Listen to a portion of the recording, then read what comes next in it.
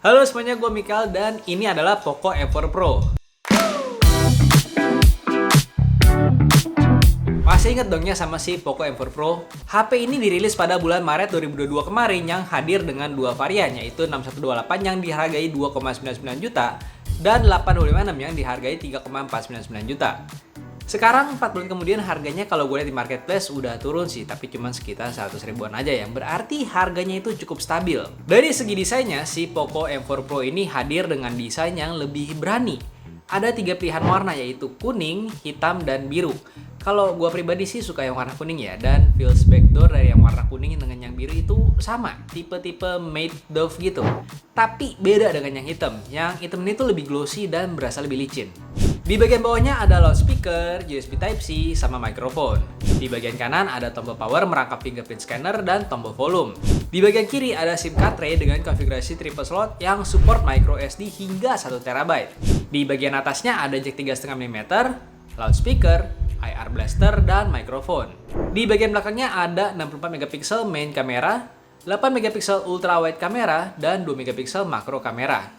Ada tulisan AI, LED flash, logo Poco gede di kanan atas, dan tulisan 64 megapiksel AI triple kamera. Di bagian depannya ada layar 6,43 inci Full HD Plus Super AMOLED dengan refresh rate 90 Hz. Corning Gorilla Glass 3 dan brightness maksimal di 1000 nits serta kamera selfie 16 megapiksel modelnya Punch Hole. Baterainya sendiri berkapasitas 5000 mAh yang support 33 watt Pro fast charging. Dan HP ini juga sudah ada sertifikasi IP53, jadi bisa lebih tenang kalau kena cipratan air. Untuk chipsetnya dia pakai MediaTek Helio G96. Ini tuh chipset gaming untuk di kelasnya dan ada dua varian 6128 dan 8256. Unit yang gue pegang ini adalah yang 8256. Yang varian 6128 tuh dapat fitur memory extension 2GB dan yang varian 8256 dapat fitur memory extension 3GB. Pada boxnya ada kepala charger, casing softcase bening, kabel data, SIM card ejector, dan kitab-kitabnya. Jadi kita tuh masih dapat paket lengkap lah ya kalau beli HP ini. Kemudian kalau dipegang tuh HP ini tuh berasa cukup enteng ya, dengan baterai yang besar dan bentuk yang cukup tipis. HP ini tuh berasa enteng di tangan. Lalu untuk modul kameranya juga tampil beda dengan HP lain pada umumnya. Ini tuh frame kameranya gede banget. Walaupun bagian kamera yang berfungsi cuman ada di sebelah kiri aja. Ada sedikit kamera bump juga, tapi kamera bumpnya ini tuh nggak bikin goyang-goyang kalau ditaruh di atas meja karena framenya itu gede jadi tetap stabil. Desainnya ini juga agak mengotak mengikuti desain kekinian dengan layar flat. Tapi walaupun mengotak, di tangan tuh nggak berasa tajam. Dan karena frame kameranya yang gede, orang tuh bisa langsung tahu kalau ini adalah sebuah HP Poco. Untuk layarnya, dia tuh pakai layar Super AMOLED dengan refresh rate maksimal 90 Hz.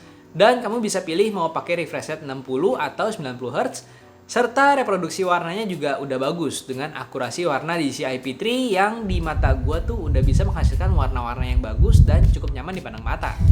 Urusan performanya ini kalau gua cek di Antutu dia tuh stabil di skor 300 ribuan, berkisar dari 310.000 sampai 318.000. Ini tuh skor yang cukup bagus untuk ukuran HP 3 jutaan.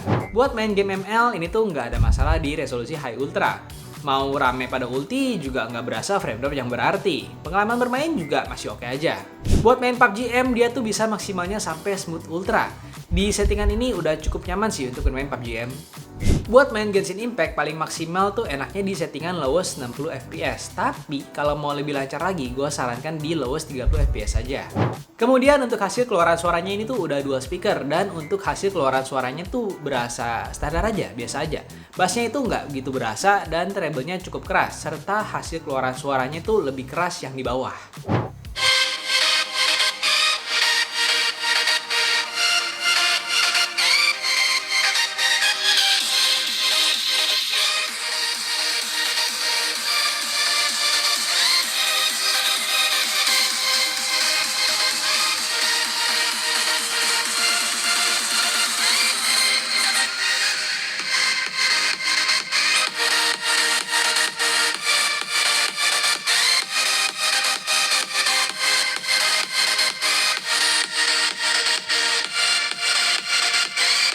Untuk hasil jepretan kameranya, gue bisa bilang ini hasil kameranya udah cukup memadai.